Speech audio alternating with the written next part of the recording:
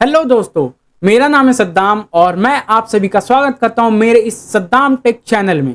तो आज हम लोग एक बहुत ही इंटरेस्टिंग टॉपिक कवर करने वाले हैं और बहुत वाइटल भी है। तो टॉपिक को स्टार्ट करने से पहले मैं आपसे एक छोटा सा रिक्वेस्ट करूंगा कि चैनल को आप जरूर से सब्सक्राइब कर ले, ताकि आपको सिर्फ सी लैंग्वेज की वीडियोस नहीं और भी जितनी भी प्रोग्रामिंग से रिलेटेड वीडियोस है वो सभी का नोटिफिकेशन आपको मिल जाए।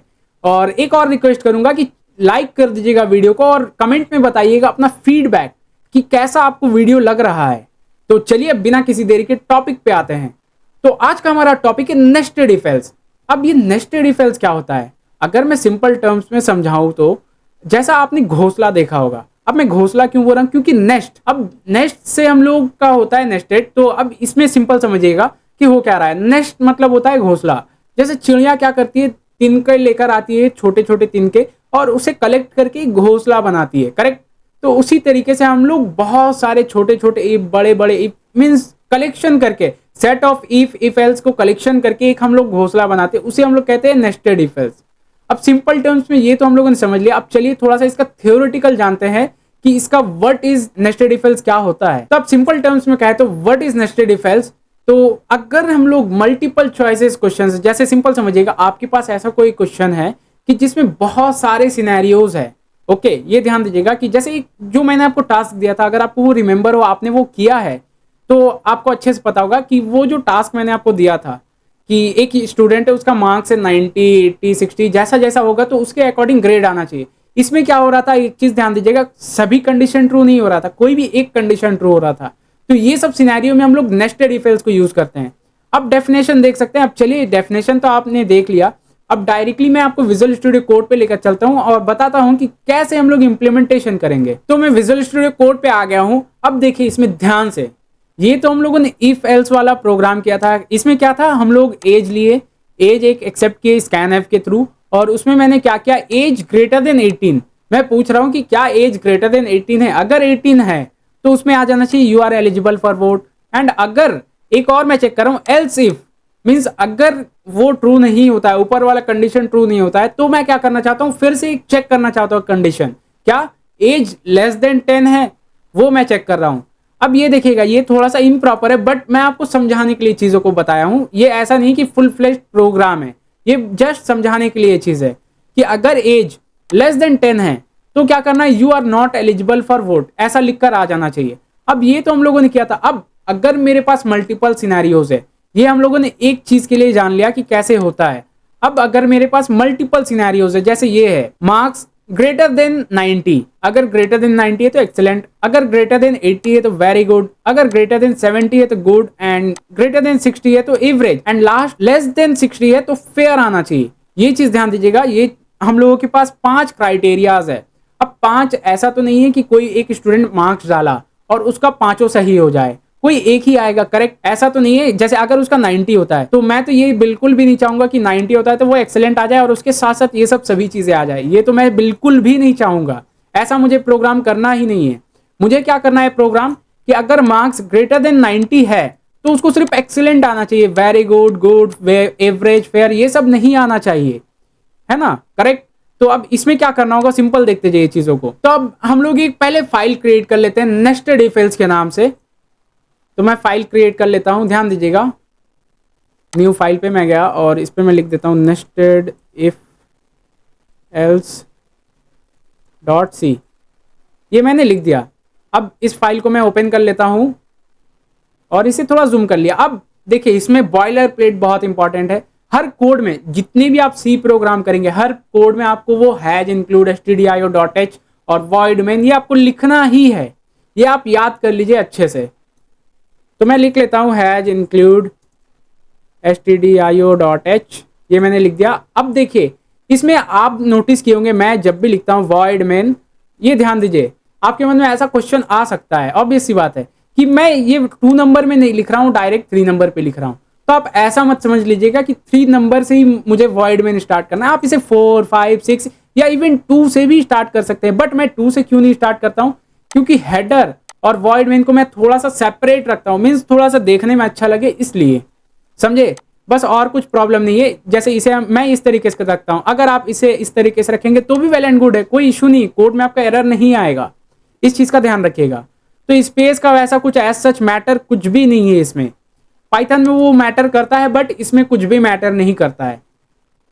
तो ये तो हम लोगों ने समझ लिया। अब चलिए हम लोग अपना इफ एल्स का प्रोग्राम करते हैं। इफ एल्स का प्रोग्राम करने से पहले मैं ये जो टास्क है इसी टास्क को आपको इंप्लीमेंट करके दिखाता हूँ नेस्टेड इफ एल्स के थ्रू। तो इस टास्क को मैंने कॉपी कर लिया और नेस्टेड इफ एल्स वाले कोड पे आके मैं नीचे पेस्ट कर देता हूँ या ऊपर पेस्ट कर देता हूँ कहीं भी। तो मैंने ऊपर पेस्ट कर दिया। अब देखिए इस पे कमेंट मारा हुआ है तो इसमें कोई इशू नहीं आएगा, ये कोड एग्जीक्यूट नहीं करेगा। अब इस पे मैं क्या करता हूँ, एक एक करके प्रोग्राम को क्रिएट करता हूँ। तो सबसे पहले देखिए मुझे क्या करना है, सिंपल। जब भी आप कोड रन करें या कुछ भी कोड लिखना चाहे तो आप पहले ये समझिए आपको करना क्या है काम। ये बहुत इंपॉर्टेंट है। अगर आप बिना सोचे काम करेंगे तो कैसे होगा काम। अगर सपोज आपको दिल्ली से मुंबई जाना है और आप बोलेंगे नहीं मैं रास्ता में चलता जाऊंगा कहीं तो चला जाऊंगा मुंबई, ऐसा नहीं होता है ना। आपको कुछ प्लान करना पड़ता है। या तो आपको एयर टिकट करना होगा या ट्रेन टिकट या बस टिकट, कुछ भी आपको मोड एक चूज करना होगा तभी आप जा पाएंगे। तो बस उसी तरीके से जब भी आप प्रोग्राम करें तो आप कुछ एक पहले सोच लीजिए कि मुझे किस चीजों को इंप्लीमेंट करना है और कैसे कैसे मुझे करना है चीजें। तो अभी मैं सोच लिया हूं कि मुझे क्या करना है। मैं चाहता हूं कि एक यूजर इनपुट ले, मीन्स यूजर इनपुट के लिए option they enter your marks, और उसके बाद यूजर इनपुट करेगा जो भी मार्क्स देगा और उसके अकॉर्डिंग मुझे वो रिजल्ट शो करना है। तो इसके लिए मैं क्या करूंगा, सिंपल देखते जाइए चीजों को। मैंने आपको सिनेरियो तो बता दिया कि मुझे किस तरीके का रिक्वायरमेंट है। अब मैं आपको बताता हूं कि कैसे इंप्लीमेंट करना है। सिंपल मैं एक वेरिएबल ले लेता हूं इंट मार्क्स नाम का। ओके, ये मैंने ले लिया इंट मार्क्स या मार्क्स मैं लिख देता हूं, कोई इशू नहीं है। वो देखिए वेरिएबल नेम है तो वो कुछ भी आप ले सकते हैं, जरूरी नहीं है मैंने मार्क्स लिखा है आप मार्क्स लिखिए, आप एम भी लिख सकते हैं। बट क्या है, मैंने आपको बताया कि वेरिएबल नेम जब भी लीजिए तो वो क्या है, थोड़ा सा नेम अच्छे से लीजिए ताकि वो समझ में आए बाद में। तो मैंने लिख लिया मार्क्स। अब इसमें क्या करना है मुझे, मैंने आपको बताया कि मुझे पहले एक इनपुट लेना है और उस पर लिखकर आना चाहिए कि एंटर योर मार्क्स, ऐसा लिखकर आना चाहिए। तो मैं क्या करूंगा, पहले एक प्रिंट एफ लगाऊंगा, उसके बाद स्कैन एफ लूंगा। अब ये क्यों कर रहा हूं, क्योंकि हम लोगों ने इनपुट आउटपुट वाले चैप्टर में समझा कि किस तरीके से हम लोग इनपुट आउटपुट लेते हैं और इनपुट को हम लोग कैसे फॉर्मेट कर सकते हैं। तो मैं पहले एक प्रिंट एफ लिख देता हूं, प्रिंट एफ, और इसके अंदर डबल कोटेशन में मैं लिख देता हूं एंटर योर मार्क्स। ये मैंने लिख दिया और कोलन दे दिया हूं। अब देखिए लास्ट में मैं स्पेस नहीं दिया हूं, स्पेस दूंगा तो क्या होगा, नहीं दूंगा तो क्या होगा, वो मैं आपको बताऊंगा। तो फिलहाल अभी मैं इसे कोलन दे देता हूं और इसके नीचे आ जाता हूं। अब देखिए ये तो मेरा प्रिंट होकर आ जाएगा एंटर योर मार्क्स। अब मुझे क्या करना है, यूजर से इनपुट भी लेना है ना। ऐसा तो नहीं मैं सिर्फ शो करा दूं एंटर योर मार्क्स और यूजर इनपुट कर ही नहीं पा रहे हैं, मुझे इनपुट देना है। तो इनपुट के लिए मैं करूंगा स्कैन एफ। और ये ध्यान दीजिएगा ये कौन सा है, इंटीजर डेटा टाइप है। ये इंटीजर मैंने क्यों लिया, ये फ्लोट भी हो सकता है, कोई इशू नहीं है, क्योंकि देखिए मार्क्स कभी कभी फ्लोट में भी आता है। तो मार्क्स आप फ्लोट में भी ले सकते हैं, मैं अभी इंटीजर में आपको जस्ट बता रहा हूँ। तो इंटीजर के लिए मैं ले लेता हूँ %d और उसके बाद कॉमा दिया। अब इस पे क्या करना है ध्यान दीजिएगा, इस पे हम लोगों को लिखना है एंड और मार्क्स, जो हमारा वेरिएबल है किस पे हम लोगों को स्टोर करना है वो मुझे लिखना है। ये मैंने लिख दिया मार्क्स।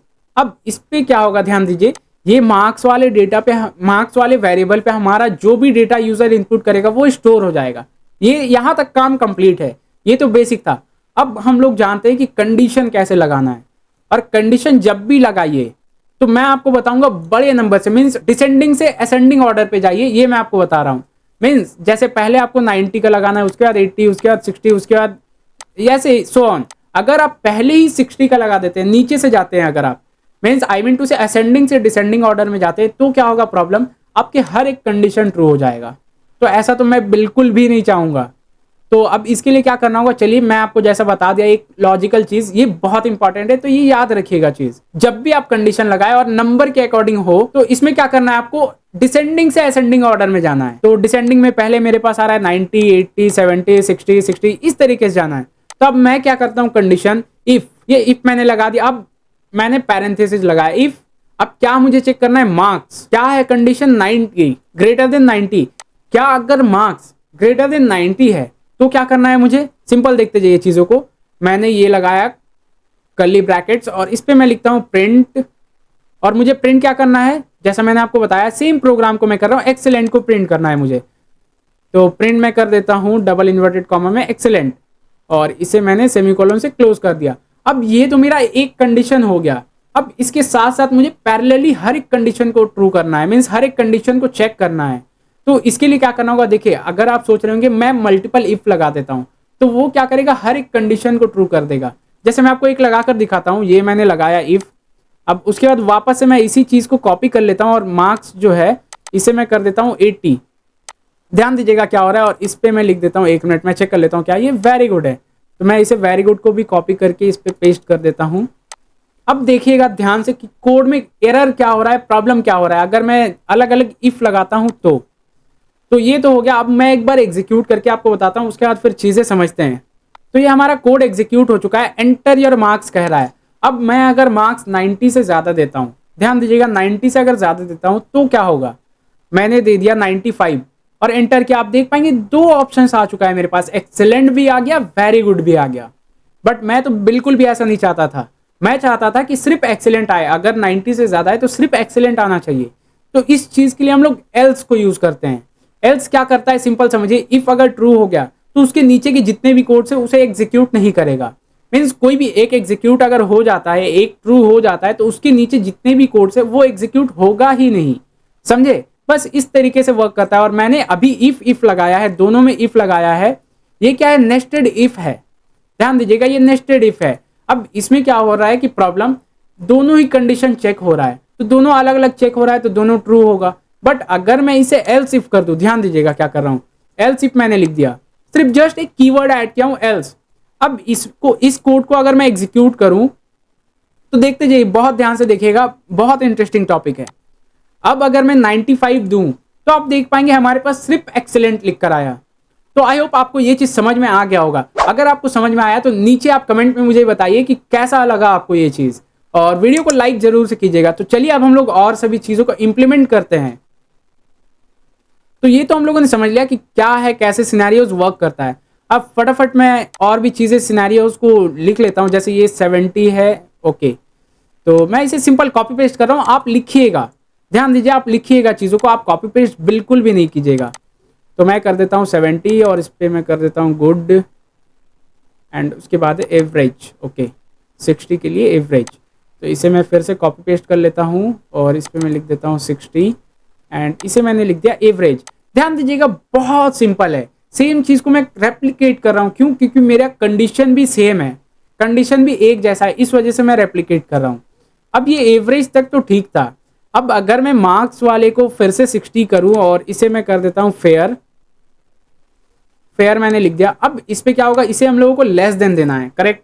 तो ये चीज का ध्यान रखिएगा, सभी पे मैंने ग्रेटर देन दिया है, ऊपर से लेकर हर एक चीजों पे ग्रेटर देन मैंने दिया है।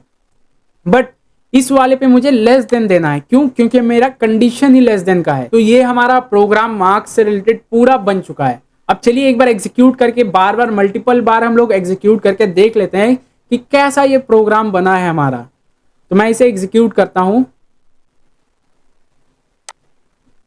ये पूछ रहा है एंटर योर मार्क्स, मैं मार्क्स डाल देता हूं 56 और एंटर किया, तो ये कह रहा है फेयर। अब ये फेयर क्यों कह रहा है, क्योंकि मैंने कंडीशन डाला था 60 से बिलो रहेगा तो वो फेयर आएगा, इसलिए। अब वापस से अगर मैं एग्जीक्यूट करूं, ध्यान दीजिएगा चीजों को,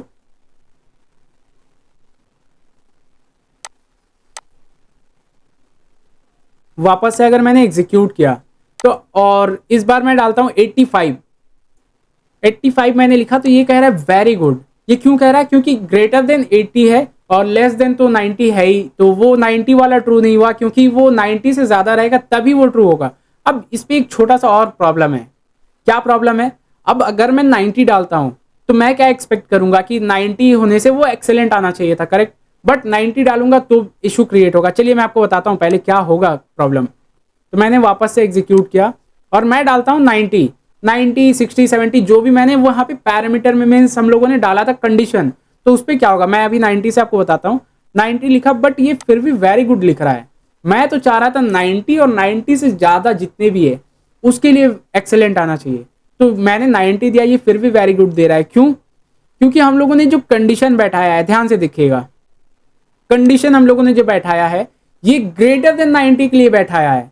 और अगर मुझे 90 भी इंक्लूड करना है तो इसके लिए मुझे क्या करना होगा, मुझे इक्वल टू भी लगाना होगा। Equal to in the sense मैं इस तरीके से इक्वल टू लगा दूंगा, मीन्स ये कंडीशन दोनों को चेक करेगा कि क्या मार्क्स जो है वो मैं एंटर कर रहा हूँ, यूजर जो एंटर करेगा वो 90 से ज़्यादा है या 90 है, ये दोनों चीज़ों को आप चेक करेगा। ये मैंने दे दिया, इसका मतलब हो गया कि दोनों चीज़ों को चेक करेगा।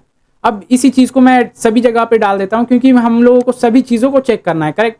और ये लास्ट वाले पे मैं नहीं डाल रहा हूँ, क्यों? क्योंकि अगर मैं लास्ट वाले पे डाल देता हूँ तो यहाँ पे एक थोड़ा सा एम्बिग्यूटी सिचुएशन क्रिएट हो जाएगा। अब कैसे? ये भी चेक करेगा कि हाँ ये ग्रेटर देन और इक्वल टू 60 है, और ये भी चेक करेगा लेस देन इक्वल टू 60। तो ये इक्वल टू मैच हो जा रहा है। तो ऐसा आप कोई भी सिचुएशन नहीं क्रिएट कीजिएगा जिससे दोनों ही इक्वल हो, दोनों ही कंडीशन ट्रू हो।